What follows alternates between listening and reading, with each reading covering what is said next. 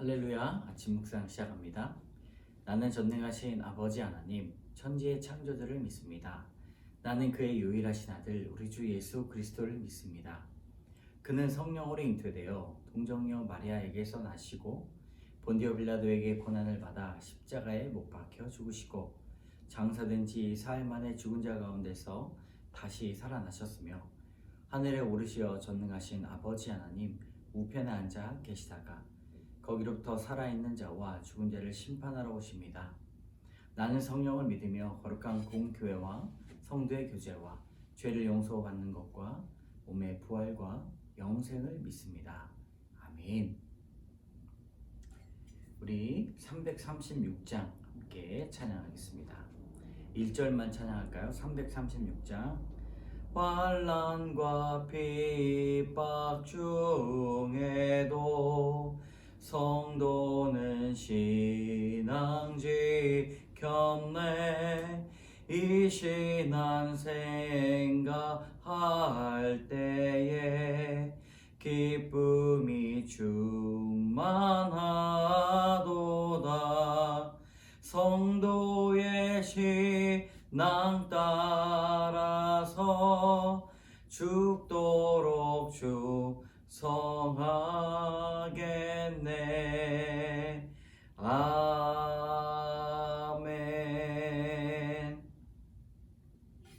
아멘. 환난과 핍박 중에도 성도는 신앙 지켰네. 이 신앙 생각할 때에 기쁨이 충만하도다. 오늘 아침에 귀한 고백 되시기를 바랍니다. 고린도전서 9장 1절에서 18절까지의 말씀, 오늘 고린도전서 9장 1절에서 18절까지의 말씀 함께 읽겠습니다. 내가 자유인이 아니냐, 사도가 아니냐, 예수 우리 주를 보지 못하였느냐, 주 안에서 행한 나의 일이 너희가 아니냐. 다른 사람들에게는 내가 사도가 아닐지라도 너희에게는 사도이니 나의 사도됨을 주 안에서 인친 것이 너희라. 나를 비판하는 자들에게 변명할 것이 이것이니 우리가 먹고 마실 권리가 없겠느냐. 우리가 다른 사도들과 주의 형제들과 게바와 같이 믿음의 자매된 아내를 데리고 다닐 권리가 없겠느냐. 어찌 나와 바나바만 일하지 아니할 권리가 없겠느냐. 누가 자기 비용으로 군 복무를 하겠느냐. 누가 포도를 심고 그 열매를 먹지 않겠느냐. 누가 양떼를 기르고 그 양떼의 젖을 먹지 않겠느냐. 내가 사람의 예대로 이것을 말하느냐. 율법도 이것을 말하지 아니하느냐. 모세 율법의 곡식을 밟아 떠는 소에게 망을 씌우지 말라 기록하였으니 하나님께서 어찌 소들을 위하여 염려하심이냐. 오로지 우리를 위하여 말씀하심이 아니냐. 과연 우리를 위하여 기록된 것이니 밭 가는 자는 소망을 가지고 갈며 곡식 떠는 자는 함께 얻을 소망을 가지고 떠는 것이라. 우리가 너희에게 신령한 것을 뿌렸은즉 너희의 육적인 것을 거두기로 과하다 하겠느냐. 다른 이들도 너희에게 이러한 권리를 가졌거든 하물며 우리일까 보냐. 그러나 우리가 이 권리를 쓰지 아니하고 범사에 참는 것은 그리스도의 복음에 아무 장애가 없게 하려 함이로다. 성전의 일을 하는 이들은 성전에서 나는 것을 먹으며 제단에서 섬기는 이들은 제단과 함께 나누는 것을 너희가 알지 못하느냐. 이와 같이 주께서도 복음 전하는 자들이 복음으로 말미암아 살리라 명하셨느니라. 그러나 내가 이것을 하나도 쓰지 아니하였고 또 이 말을 쓰는 것은 내게 이같이 달라는 것이 아니라 내가 차라리 죽을지언정 누구든지 내 자랑하는 것을 헛된 대로 돌리지 못하게 하리라. 내가 복음을 전할지라도 자랑할 것이 없음은 내가 부득불을 할 일임이라. 만일 복음을 전하지 아니하면 내게 화가 있을 것이로다. 내가 내 자의로 이것을 행하며 상을 얻으려니와 내가 자의로 아니한다 할지라도 나는 사명을 받아노라. 그런즉 내가 상이 무엇이냐. 내가 복음을 전할 때에 값없이 전하고 복음으로 말미암아 내게 있는 권리를 다 쓰지 아니하는 이것이로다. 아멘. 오늘은 바울이 목소리를 높입니다. 바울이 자신의 사도됨을 인친 것, 확증한 것이 고린도 교회다라고 말을 합니다. 내 사람이다라고 이야기하는 것이죠. 그러나 이 권리를 사용하지 않는 것은 복음을 전하는데 아무런 장애가 없게 하기 위다라고 말합니다. 첫 번째가 무엇입니까? 복음을 전하고 영혼 구원을 하는 것이 가장 중요한 것이다라고 말하고 있는 것이죠. 참 사도와 또 자유인이라는 제목으로 오늘 은혜를 나누고자 합니다. 첫 번째, 바울의 권리입니다. 바울이 고린도 교회를 떠나자 바울을 비판하는 자들이 교회 안에 생겨났습니다.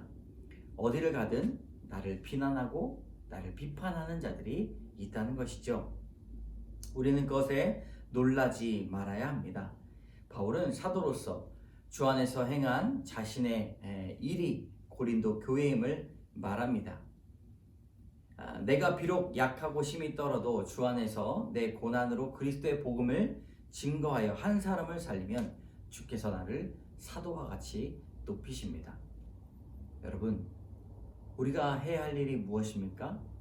한 사람을 말씀으로 살리는 일입니다. 여러 사람을 살리는 것도 주께서 원하시는 일이지만 우리는 한 사람을 놓고 말씀으로 양육하고 또 말씀으로 기도하고 말씀으로 복음을 전해야 할 것입니다. 주 안에서 불신자를 전도하고 회파된 가정을 중수하는 자에게 남들의 비판과 모함을 뛰어넘는 그런 자유가 있다는 것이죠. 주 예수를 전하는 일이 우리의 일입니다.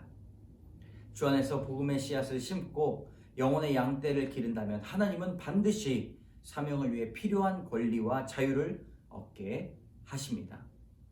여러분, 사명자가 누구입니까? 사역자, 목사, 전도사, 장로로 끝납니까? 그렇지 않습니다. 남들은 알아줄지 못할지언정 끝까지 한 영혼을 위해서 기도하고 또 아픈 자를 위해서 기도하고 연약하고 복음을 모르는 자를 위해서 끊임없이 기도하고 포기하지 않는 그런 사람이 바로 사명자입니다. 하나님께서 주실 그 권리와 자유를 여러분 만끽하시는 우리 교인들 다 되셨으면 좋겠습니다. 자, 바울의 인내입니다. 주 안에서 고린도 성도를 낳고 공동체를 세운 바울은 사도로서 마땅히 고린도 교회의 권리를 가졌습니다. 목소리를 높일 수 있었고 목소리로 힘을 가질 수 있었습니다. 그런데 항상 참았습니다. 이 권리를 쓰지 않고 인내하였습니다. 그 이유가 무엇입니까? 설명드렸듯이 복음을 전하는데 아무런 장애가 없게 하기 위함이다 라고 합니다. 여러분, 어떤 목사님이 음행을 취하지 말아야 될 것은 여러 가지 이유가 있지만 첫 번째로 복음을 전할 수 없게 만든다는 것입니다. 그리고 우리가 욕심을 갖는 것, 그리고 우리가 우상을 섬기지 말아야 되는 그 이유는 복음을 전하지 못하게 하는 그 첫 번째 이유가 있다는 것이죠. 복음을 전하고자 합당한 권리를 누리는 것도 좋지만 복음을 전하고자 아무런 장애가 없는 것, 그것이 매우 중요합니다. 성전에서 우리가 싸우지 말아야 될 이유가 무엇입니까? 복음을 전하기 위함. 우리가 성경을 읽는 이유, 큐티하는 이유, 영혼의 구원을 위한 첫 번째 이유가 있다는 것이죠. 그런데 이것을 첫 번째 이유 삼지 않고 성경을 읽고 우리가 교회 나오는 이유, 우리의 마음과 평안과 위안을 얻기 위한 것은 첫 번째가 아니라 그 부차적인 것임을 우리는 알아야 할 것입니다. 내가 복음으로 말미암아 살게 된 그 은혜를 전하는 것, 여러분, 그것이 오늘 우리의 첫 번째 할 일임을 꼭 기억하시기 바랍니다. 한번 나누어 봅시다. 복음에 아무런 장애가 없고자 유보해야 할 나의 정당한 권리가 무엇입니까? 복음을 위해 내가 범사에 수고하고 인내할 때 어떤 은혜가 임했습니까? 우리 오늘 이미수 씨의 묵상 간증 복음의 장애가 되는 나 한번 보겠습니다. 저희 부모님은 어려운 환경에 6남매를 키우셨습니다.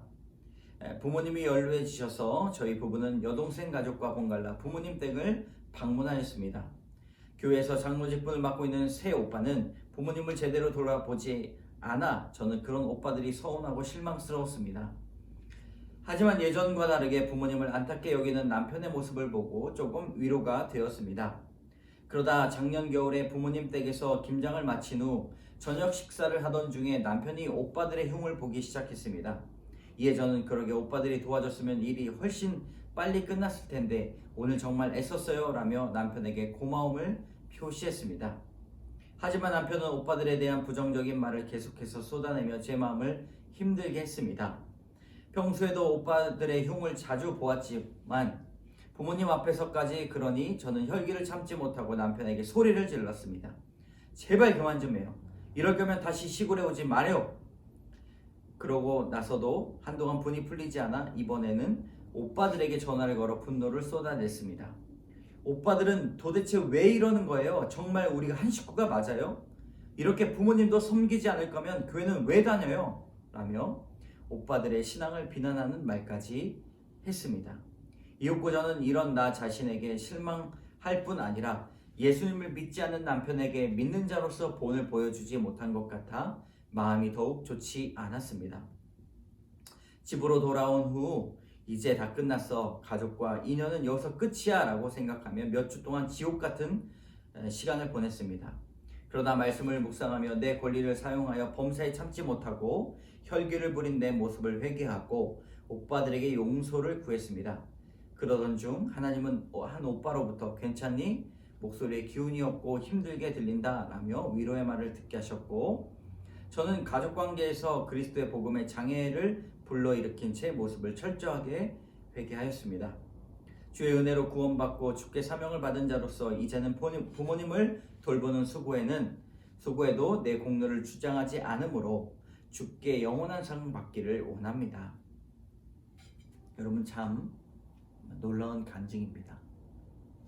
내가 옳은 소리를 할 때 내가 잘못됐다는 생각을 절대 하지 않죠. 내가 그리고 이성적으로 판단했을 때 나의 말은 항상 옳은 것다라고 그렇게 고백하는 것이 우리들의 삶입니다. 그러나 오늘 말씀을 통하여서 복음의 방해가 되는, 복음 전함의 장애가 되는 나의 모습을 돌아보는 이미수 씨의 간증을 볼 때 참으로 하나님의 말씀은 능력이 있다라고 깨달아집니다. 오늘 이분의 적용, 가족 간에 속상한 일이 있더라도 내 권리를 쓰지 않고 혈기를 내지 않겠습니다. 오빠들에게 선물과 편지를 보내며 미안한 마음을 전하겠습니다. 라고 이야기했습니다. 회개하며 자신의 삶을 복음을 전하는 데 우선을 두었던 그리고 혈기를 줄였던 이 이무소 씨 여러분 함께 기도해 주시기 바랍니다. 함께 기도하겠습니다. 참 좋으신 하나님 귀한 간증을 들었습니다. 우리도 이와 같습니다. 하나님 우리도 이와 같은 삶을 삽니다. 내가 복음을 전하는데 장애가 되고 나의 불평과 불만들이 하나님 복음을 전하는데 걸림돌이 됨을 깨닫습니다. 하나님 오늘도 삶 가운데 말씀의 회개가 있게 하여 주시고 하나님 날마다 그것들을 품으며 사랑으로 인정하며 용납할 수 있도록 인도하여 주시옵소서. 가족 간에 속상한 일이 있더라도 내 권리, 나의 마음을 먼저 이야기하는 것이 아니라 혈기를 부리지 않고 용납하며 포용할 수 있도록 도와주시옵소서. 오늘 하루 인도해 주실 줄 믿사오며 모든 말씀 예수님 이름으로 기도드립니다. 아멘.